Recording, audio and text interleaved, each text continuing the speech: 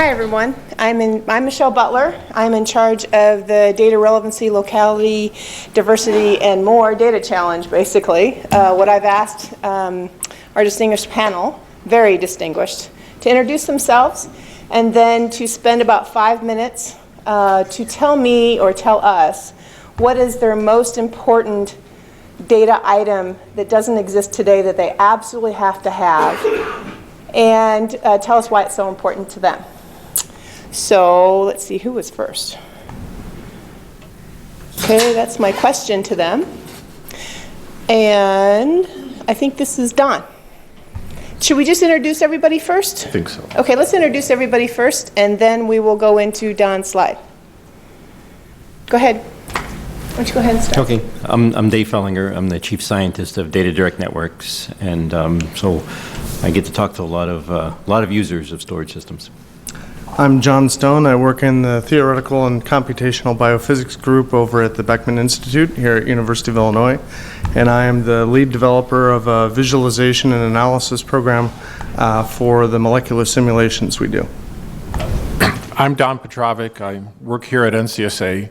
I work in a group called Production Astronomy, which I lead. And I'm the principal investigator for the Dark Energy Survey Data Management System, and I'm a local principal investigator for our role in the LSST Large Synoptic Survey Telescope project. My name is Per Nyberg. I'm a Senior Director of Business Development for Cray. So we head up business development worldwide across all of our vertical markets of manufacturing, financial services, energy, cybersecurity, earth sciences, et cetera. So I'm Bill Kramer, and I don't think any of you know who I am, so. Okay. Don, you want to start? You can just stay there. I'll do your slides if you want. There's like 2 or 3 slides for... There. Okay, yeah. So remembering what I wrote, the first thing I wanted to do is just salute a notion Ed put up early this morning in his keynote speech, which is to say that we have projects at NCSA that are not traditional simulation programs, and don't necessarily use the Blue Waters machine. They need all kinds of technical support, and the vehicle at NCSA for developing that at an institutional level where we might get stuff and make it reusable is called the Integrated Systems Lab. And the first one is just a slide to show you that we actually have this kind of pipeline, and it is used to develop, I would say, mostly in addition to whatever it does for HPC machines, it is also used for data-intensive or high-throughput computing and all the other kind of computing that we do here at NCSA that doesn't fit into the supercomputing slot. That's all I wanted. That's the point I wanted to make there. The next slide is just a classical production system, which is what my specialty is and what we do here at NCSA for the 2 astronomy projects. Basically, our job is to take data from the telescope and all the calibrations and not do the science, but turn it into science-ready analysis artifacts. So instrumental signature removing, cataloging, building all kinds of data sets. We fundamentally serve collaborations of scientists that are going to eat this data, but I tend to think of my customer as NSF. Namely, we promise to build a data system that will satisfy these scientists, and in return we get awards and grants to build such systems. I spent my whole career working in science, so I'll try to make noises that make sense to a business person, and please excuse my clumsiness. But I have a deliverable to NSF, which is not only the satisfaction of the scientists, but is every time I make an annual report, I have to show if I'm doing good somewhere besides the immediate customers of my work. And so, for example, we were asked if not only did we do the project we're supposed to, go work on dark energy, did we do something to satisfy the astronomical community at large, which is a slightly different mission and we have to support through a data system? Did we do something for local infrastructure? Did we help the university along? Did we do something for national infrastructure, right? Did we somehow help the NSF computing effort? And then did we do something for industry? Now, of course, the reviewers don't make the dominant decisions on who does what based on your potential for industry, but we do have something defendable. We worked with the Blue Waters team in Cray to support high throughput computing and to understand if we can do this kind of computing on a Blue Waters machine and make it especially suitable. And the answer is yes? The answer is yes. There was a breakthrough this year, right? We're still excited about this, right? I think that we work with the private sector program, not only to cynically outsource what we can outsource to them so we don't have to build it ourselves and get it in economy scale, but we also think that our data scale and size helps pathfind and make the platform ready for the days you guys might want that, and so on and so forth. So we can go through this thing. The agencies actually make expectations on us that we make a broad contribution, even though we're working on astronomy. Our main goal is cosmology. So if I work backwards and begin to think about a data system, I'd like to echo a comment that someone said modeling is everybody's job, and the last thing is that indeed, we tend to think that astrophysics is everybody's job, and even the poor person thinking about property management for all this stuff is working on astrophysics as much as anything else. We actually have that culture. I think that was Procter & Gamble. Well, yeah, so P&G, shout out. If you look at the data center system itself, I'll say that this is the as-is baseline for the LSST. And it is, I think you'll look at the technology, and the only thing that impresses is, the thing that's most impressive is scale. This thing will reach exabyte scale when the telescope turns on. And if you notice at the bottom tier is tape, and then there's a level of data products that we keep. But I think for the purposes of this group, and one of the themes that Merle has presented, or I understood is part of this workshop, is the benefits of having compute proximate to the data. Right. So our current system that for the dark energy survey, we're using a technology called grid. It means we have to shovel the data offsite, bring it back whenever we're not using iForge. And I would say in open science, we're addicted to the liquor of absolutely free of charge networking, which is something you guys don't get to have. But on the other hand, it's liquor, and it tends to distort systems. Having the data local, and in particular, for example, we have a small version of this on iForge, enables all kinds of stuff to happen at different timescales. When the people of the United States of America make a new instrument, especially for astronomy, they're multi-purpose machines. You can do all kinds of astronomy. DOE will pay for the camera. DOE is interested in not all of astronomy, but astrophysics. And we have a community, but we're also expected to have an impact with the community of astronomers. Having data very proximate to the computing allows both the kind of mission, go off and satisfy, for example, DOE that has a mission expectation on what we're going to produce, going to go find W naught. Yes, W naught. And, but on the other hand, you have this imaging capability for the universe that people haven't looked at, and there's all kinds of serendipitous and low-hanging fruit and discovery on it. So our users of our data systems have a cadence of low-hanging fruit, new instrument, all kinds of stuff out there, no instrument's been able to sense it before, and they have a mission cadence of we promised the Department of Energy we'd go try to figure out these parameters with our system. And so we're able to support work on the serendipitous cadence and on the mission-oriented cadence. The serendipitous cadence is especially facilitated by easy access to data because it's kind of the hardware store model. You pick up something, is something new, is this interesting? I think there's some science in there. Oh, I think this thing over here has science in it. Right? That is highly enabled to us. And I understand there's a proposal to make large amounts of data available to the partners proximate to computing here, and that is basically how we use it, and one of the main benefits is all the things that you never thought were going to happen with the data because now it's easy and low cost to do something. I don't know that meshes, especially with commercially oriented product deadlines. And I would say that in general, in science, we don't have exactly that kind of cadence where I think it is always trying to stay ahead of the competition on a marginal basis, always trying to do better marginally as well as do well in the long run. Right, science has got a research and discovery basis where the stuff that's published should be right. It's not about marginals, it's about reaching a certain level and then having the stuff be acceptable. Hey, Don, that's your 5 minutes. Okay. That's fine.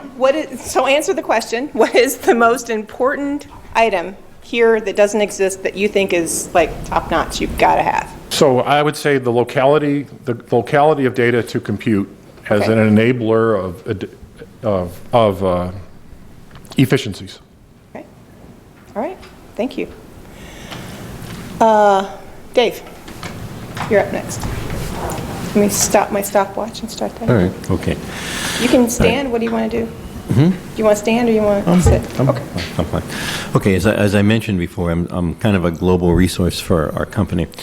And as such, I get to talk to a lot of users of some large data systems. And so I listen to their comments, complaints, concerns. And the big one that I hear again and again is a concern for data management. And I hear that especially from the managers. So I guess... I'm going to go next slide. Yeah. Okay. So data management in general.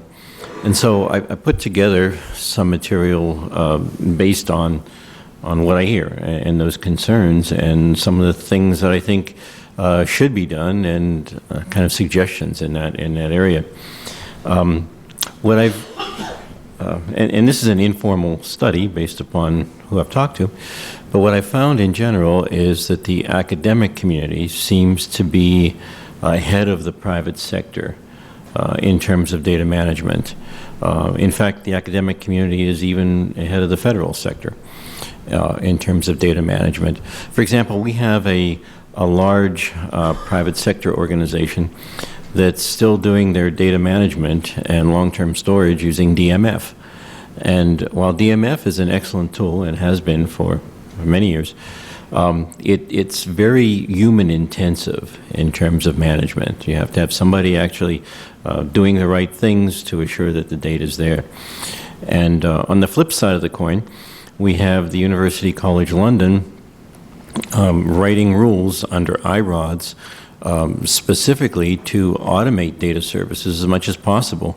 And their concern is compliance with a mandate from the British government that all government-funded research must be kept online for 10 years and must be accessible, sometimes to the public, sometimes to researchers, but in any case must be kept online. So they have the compliance mandate, and so they've decided to do some automation. And so the simple fact is, starting out here, that curation of large data sets goes beyond access controls and retention. Access controls are important, but hidden directories can also be a hindrance if you forgot where you put your data 5 years ago. And so, you know, you need to, I believe you need some automation. So I believe all phases of data management should be automated. From ingestion, from the time that the data goes into the system, it should be checked for compliance because there should be some standardization in the data in terms of metadata and data so that you can find this data and you can establish collaborations. And the system should be smart enough to actually check the data for compliance upon ingestion and send the user an email if it doesn't comply, or else put it in compliance automatically so that the metadata is in the correct order and the data is in the correct order.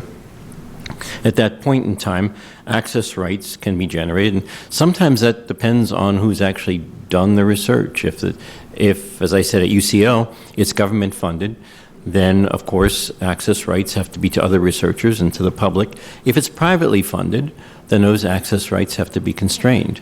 And the system should be smart enough to be able to extract the metadata to know, as part of this, who's funded the activity and how the restrictions should be applied. And the data retention policies should be based upon the nature of the data.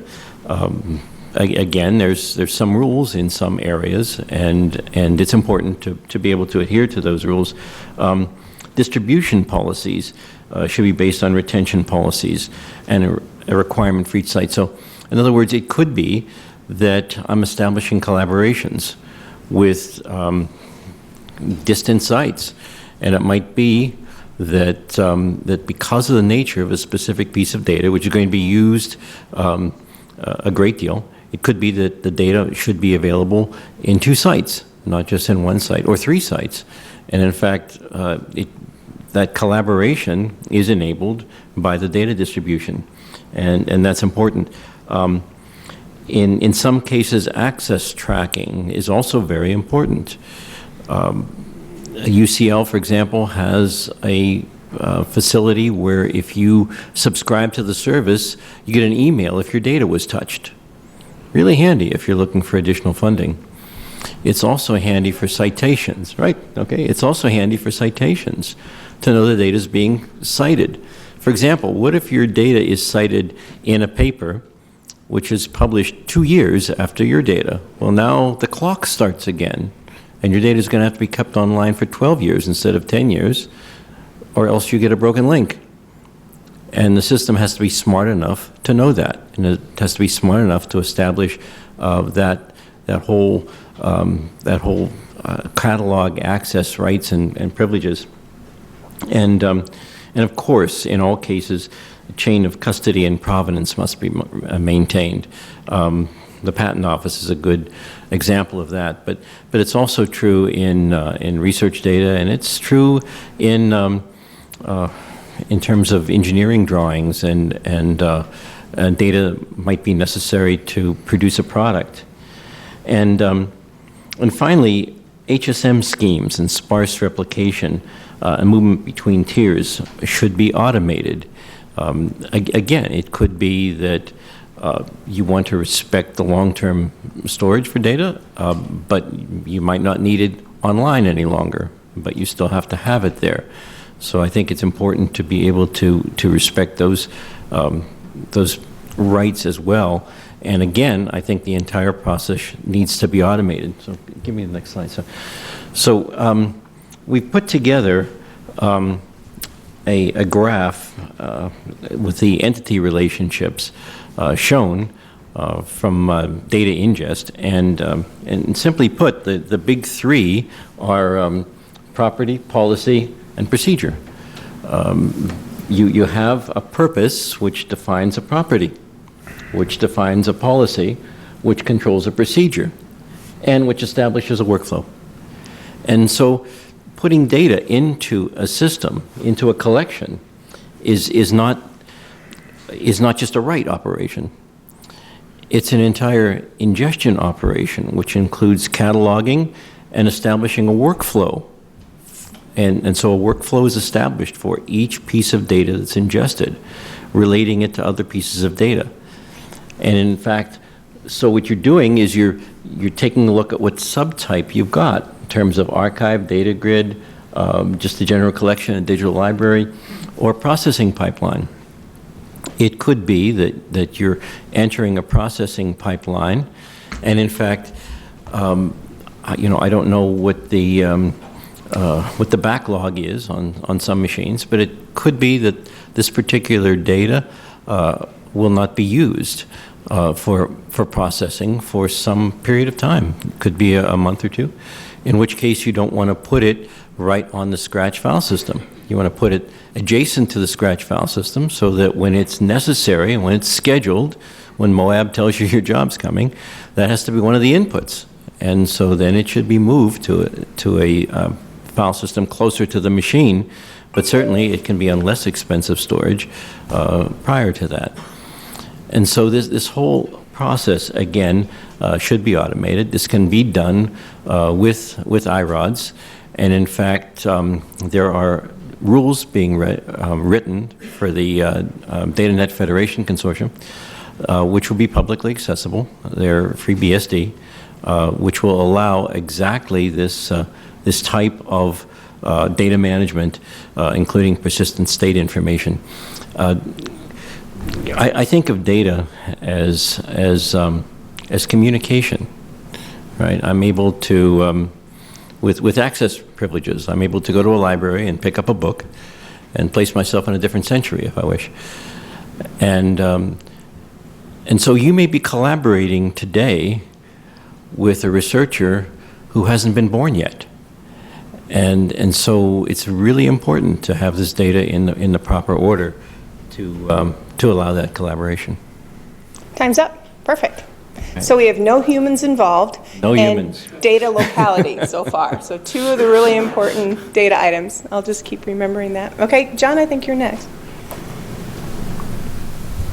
So in my domain, I would say that maybe the key issue we've observed, I began working at University of Illinois in 1998. And when I first arrived here, it used to be the case that a researcher would have plenty of time to read all the latest science articles because they would spend all that time waiting for their simulations to run. And what has happened is Amdahl's law is merciless on humans as well. The supercomputers have gotten so fast that now the jobs execute rapidly enough that the human is the slow part in this chain, or the activities of the human are the slow part of the sequence. And so what is a bottleneck in a lot of researchers' work on machines of the scale of Blue Waters are the things that we at one point in time 10 years ago took for granted. Things like building the structures, preparation of the models, doing the day-to-day visualization and analysis to validate that what they're simulating on that supercomputer is correct, and that the assumptions they've made are correct, and so on. And these things, back in the late 90s, we would just transfer files back and forth every day to accomplish these activities. But as the supercomputer has gotten larger and the opportunities to do larger biological structures have become available to us, this is now completely impractical. And so to do, some of the early successes we've had on Blue Waters came at great cost to the sanity of our researchers, because they had to do things like shuffle tens of gigabytes of data back and forth multiple times per day just to be able to continue making ongoing progress. And so one of the things we really want then is to be able to do all of our visualization and analysis of these simulations on the big machine. And so we've started making great progress. And you can see on the slide there are many reasons to do this. One of the reasons is the big machine is not only performant for all those petaflops, but also because it has tremendous I/O capabilities, memory capacity, and lots of other attributes. If you want to go to the next slide. Another example of this is when we start analyzing the results of simulations, we need to be able to look at the simulation in the context of the physical experimental data that it is correlated with, and we want to measure how well the experiment and the simulation agree. And the tremendous progress that's been made by biological imaging of various kinds with cryo-electron microscopy and other techniques. They're really pushing us to be able to simulate larger systems, but then the analysis of both parts together, having those two data modalities in the supercomputer at the same time and being able to not only calculate various properties but to see them easily, is a tremendous challenge. So next slide. So just to give you an example, over the last year we ported one of our algorithms to Blue Waters. This is a calculation that we never could have done before. So in the past, scientists took the easy way out and they did sort of a very crude estimate of how well their simulated structure matched an experimental cryo-EM image. And it was done in a very coarse way, and it didn't tell them very much about which parts of the structure were well matched and which parts were poorly matched. And now running those kinds of calculations on the supercomputer where the terabytes of the simulation output live, we can do these calculations. What would have taken multiple weeks on one compute node, we can do in a matter of 20 minutes with 2,000 nodes. And if we had done it on a workstation, this would have taken 5 years. It would have been completely intractable. So this is something that this kind of technology enables. So then beyond the analysis, we also want to be able to do all of the visualization on the machine. Over the past 2 years, we've adapted a lot of our visualization tools to exploit the unique capabilities of Blue Waters with the GPU accelerated nodes, but there's still much more to be done. And one of those things is enabling remote visualization. So you can basically bypass all of this file transfer activity that I've described for these multi-terabyte data sets. We want to leave the data on the supercomputer all the time. And I don't know if you'll give me 2 minutes to show the demo, but Got it. Evan basically asked Everybody me, else went over, so we're good. yeah, Evan asked me to give you a quick demo of what this looks like and explain what it means. So if I can get the desktop here somehow. So I have a good story about this. I was just recently in South Africa teaching a GPU computing workshop, and while I was there, a collaborator of mine asked me to help them do some visualization for their supercomputing paper.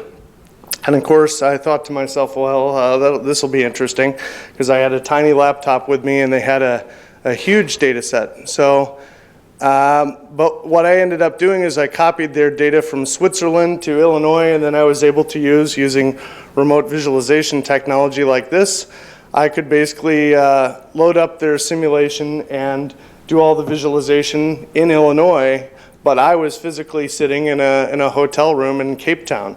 And just to put this in perspective, to copy one time step of their data from Switzerland to Illinois took me about 6 hours. And to do the visualization, I could basically do rendering like this at 10 or 15 frames a second on the other side of the world from where the computer was. And this means, you know, a scientist can do everything that they would normally do. You could replace my software here with almost any tool, and the user would have all the interactivity that they're accustomed to. This is sort of, you know, basically like having a workstation that travels with you anywhere you go. And instead of being limited to the resources of your laptop, you can have a machine like the one I was using that has 256 gigabytes of memory, multiple high-powered GPUs. And then using that, you can do things that no laptop could do. Like you can do photorealistic rendering completely interactively. So this is your typical OpenGL rendering on the side over here. And on this side, we have photorealistic rendering using GPU-accelerated ray tracing, where you see all the shadows. And I can do things like depth of field, so you get focal blur. And a person can then very easily make a poster image in about 3 seconds. This is something you would not be able to do on anybody's laptop. And so this is really, you know, a game changer as far as what it lets the scientists do. But right now, you know, we have this working on workstations, and we're working very hard with the Blue Waters team to basically be able to do this, but do it on the compute nodes. And then, of course, the ultimate thing is to exploit all these things together with that large-scale data visualization and analysis. And then the supercomputer becomes the researcher's workstation. And so that's really sort of what I want to see happen over the next several years. Awesome. Thank you. Thank you. And I guess I better close this.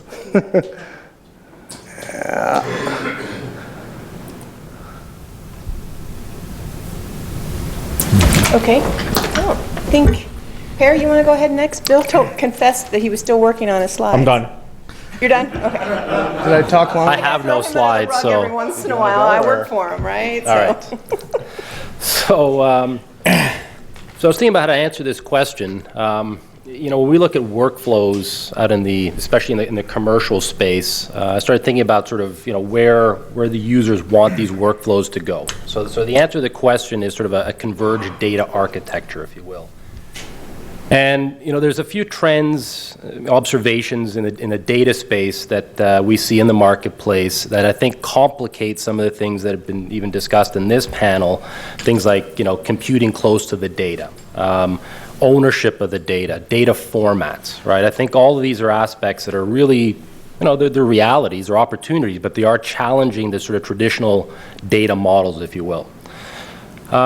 So, I mean, if you look at the industry, so in addition to sort of what I would call sort of fixed large capital investment observational tools like satellites, for example, or, you know, buoys in the ocean or whatever it may be, there's obviously this massive growth in mobile sensors. That's one, right? Whether it's a humidity sensor that sits underneath a tractor or, you know, something that sits off a car, whatever it may be.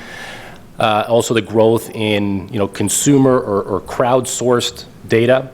So all of these things are things, like I said, you know, connected cars, mobile sensors on vehicles, mobile phones, social media, sensor-enabled barbecues, as we learned about this morning. And all these are providing, you know, things like hyper-local observations, right? There's a lot of use cases in industry that are very interesting in this area.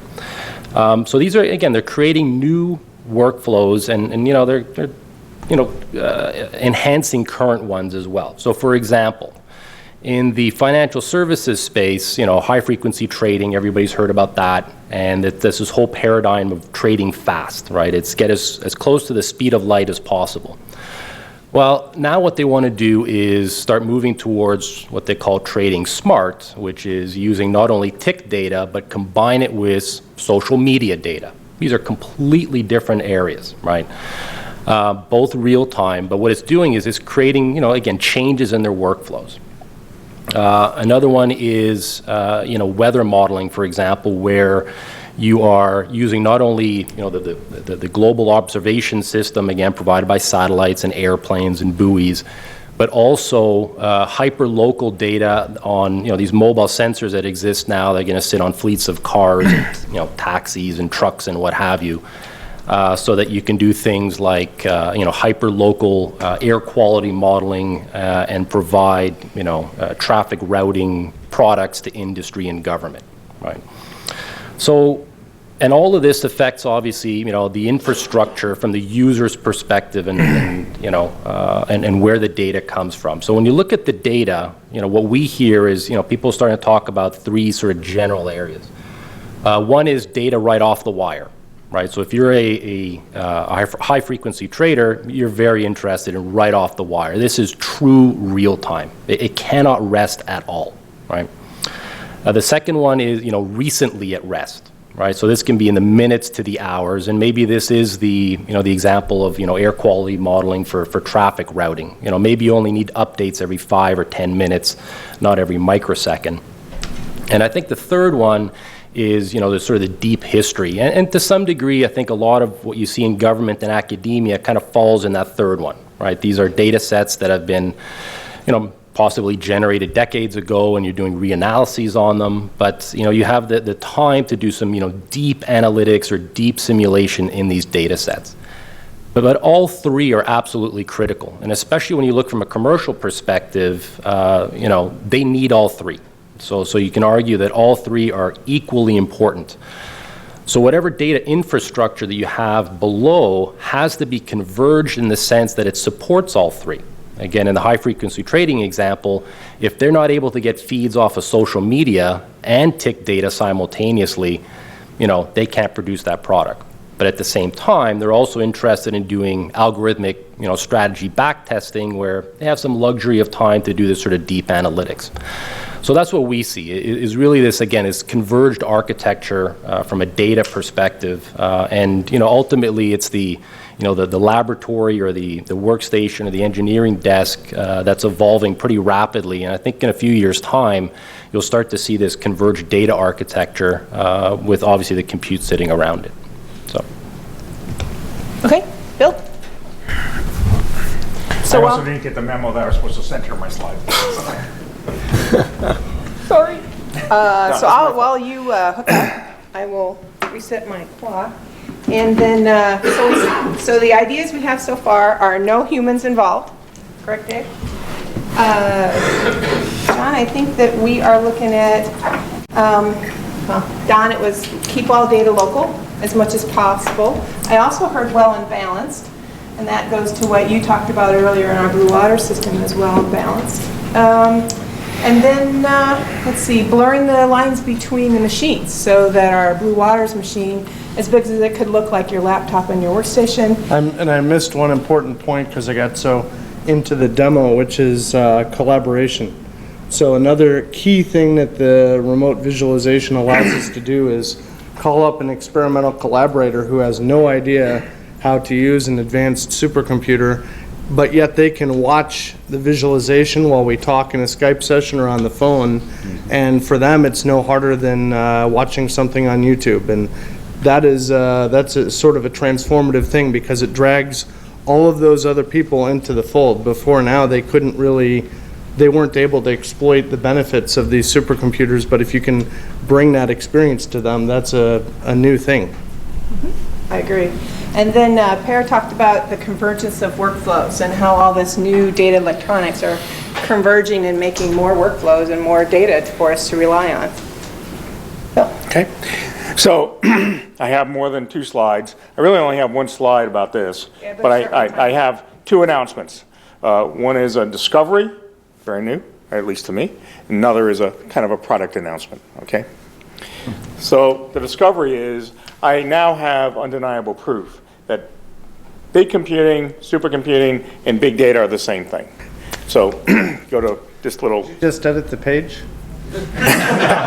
No, you can ask. trace back, right? Okay. So if you go to that URL, there are many examples of petascale computing, networking, how much data Google has, how much data Large Hadron Collider has, neurology, Twitter, Google, Amazon, and look what's mentioned on that page. On the same page as all the other big data type things, there's Blue Waters. So we now know that we have an integrated activity, and everything works all together just like we wanted it to, right?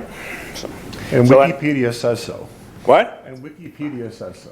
Yep. It says so right now. So that's the discovery. Well, you have to have proof that it ever said that, right? So That's right. That's right. keep track of that provenance. Well, That's exactly so, right. but now it's embedded in my slide, and that'll be part of the record. So it will always be the case that discovery stays with us, right? So some of the observations I have already made, but I'll put them on one slide, characteristics. So there are some things that are bounded by the amount of computing or analysis resources that we have. And out of the previous presentation, the increase in fidelity, the simulated time periods, the number of problems that can be addressed are bounded by how much computing or analysis resource people have. And what's bounded is the amount of data they produce, right? So you're going to be bounded in some way by that. We see that on some studies Michelle just is finishing about projecting data use in the future. And basically, it's bounded by Moore's Law, plus how many dollars you invest. There are some other things that are bounded. The amount of data that's being needed and being recorded is bounded by numbers of research teams, engineers, consumers, the number of data sources, and the imagination of people. So I put in there changing workflow methods, but also including programming frameworks and paradigms that have to somehow become much more efficient, much more integratable, and the integration of data sources for increased use of data products, and the new and expanded use of data sources. And you see that little diagram I talked about before about the spiral of more tight integration that we know is there, and is coming. There's several examples of that. So the other piece that has also been talked about is that data, that least insight needs to be captured and shared widely. So we need the ability to discover where the data is. So here's now the product thing. So some of those observations go to the challenges. Increasing the number of data hierarchies, that is in systems. We have, rather than processor, memory, disk, maybe tape, and then out into the network, we now have different types of memory, we have different types of disk, we have different hierarchies of data moving back and forth. The amounts and complexity of the data movement, both within systems and throughout the entire world. And we often talk a lot about energy. When people design and talk about exascale, they talk about the energy used for moving data. I believe that actually the real cost, the much bigger cost, is in the people time. Whether you're a programmer trying to trick the computing system not to move stuff to cache or move the right stuff to cache, all the way out to 6 hours to move a time step so it can be visualized. The amounts of data are increasing exponentially, squared, so more than exponentially. And one of the things that we had always assumed, and a lot of the software that's designed to handle data assumes, is the files get bigger. What we're saying here is actually the number of files grows much faster than the size of the files. So we're having to deal with much more data, all those things that are put out there, 26 petabytes a day for, I think, Yahoo or something. But it's really increasing the numbers or the containers of that data that's increasing the fastest. Discovering where the data is, that's the National Data Service I had talked about this morning.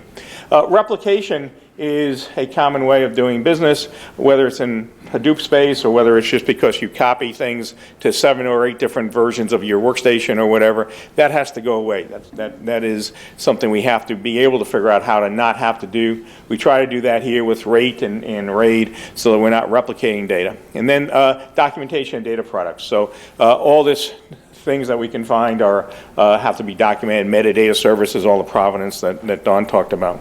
So what I want And actually, this is a position paper I wrote a while ago for a different reason, is not the cloud, is not the web, is not just a data repository. What I want is the universal data shopping cart, or the UDSC. So this is the same as you would go to buy something off of Amazon, Google, or whatever. You select your shopping cart, you pick up the data pieces, and I don't want them just the ones that reside at Amazon. I want them everywhere in the world, so I can search or look and find the pieces of data I want. I just throw it in my cart.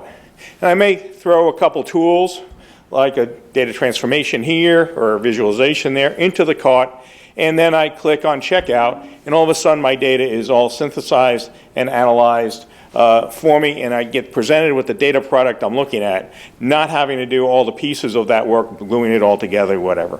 So because I'm in an industry setting rather than an academic setting, I copyrighted, I trademarked it. So, but I think that that's really what not only are all of our consumers, all of our population want to do, but really what the working engineers and scientists need.